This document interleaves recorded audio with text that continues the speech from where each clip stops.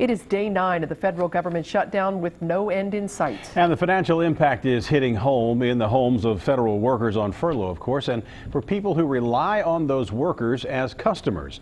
Local 12's Jeff Hirsh joins us live from Columbia Township, where some out-of-work federal employees are protesting tonight. Jeff? Well, good evening. The workers behind me have some signs up there. They're trying to get people to honk in support of getting the federal workers, and those are some of them, back to work and end the furlough, because really being out now 9 days is starting to hurt. Well, we're shut down. We're on day 9, and majority of us are out of work and out of pay. At the National Institute of Occupational Safety and Health, a few of the 300 or so workers on furlough held signs saying it's time for the shutdown to end. Oh yes, I'm calling my mortgage company. I have contacted my bank, and they're giving some latitude for me in skipping pay for 1 month. But if this continues on for who knows an undetermined amount of time, then I don't know what I'm going to do. It may be bankruptcy. Bankruptcy may be one way to deal with the shutdown. There is also a 2-way, 3-way, 4-way, and 5-way. So right now I think we have maybe 6 or 7 tables in here, and it's lunchtime, so it's terrible. This Covington Skyline is in the same building as the Internal Revenue Service.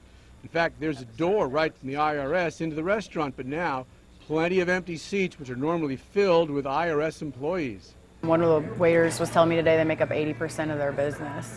With fewer customers, there's less work and fewer hours open. Most of the servers are working, every other day. I have a girl at night that's actually in high school that's not even working.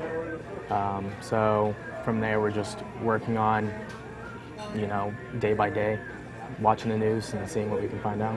And some customers can sympathize. Employees of the Kenton County Commonwealth's Attorney's Office have been furloughed before themselves. It really affects you. I have 2 sons, a husband, so financially, but then it's also, we take our jobs very seriously, and it's hard to know that you're not getting paid for what you do, even though you think what you do is very important. So it's mentally hard too. I think it's safe to say that if any members of Congress went over to Skyline, they would get a chili reception. Get it? Skyline, chili. Okay, not very funny, but what's not very funny really is for folks like this and the employees at Skyline, you'll be caught in the middle of this big political squeeze a few hundred miles away in Washington, and it's really starting to hurt their wallets. Live in Columbia Township, Jeff Hirsh, Local 12 News. I don't know anybody who doesn't think this shutdown is silly, to use a nice word, but I haven't heard one horn behind you. Is anybody honking to support these folks? Yeah, actually there have been quite a few, and of course we have the 2-minute stretch where nobody's done it. But there you go, there's one. But there have been actually quite a few. Yeah. Jeff Hirsh, thanks very much. Right. The furloughed federal employees say they are concerned about the public because some important health and safety inspections are not being done because the workers are not on the job.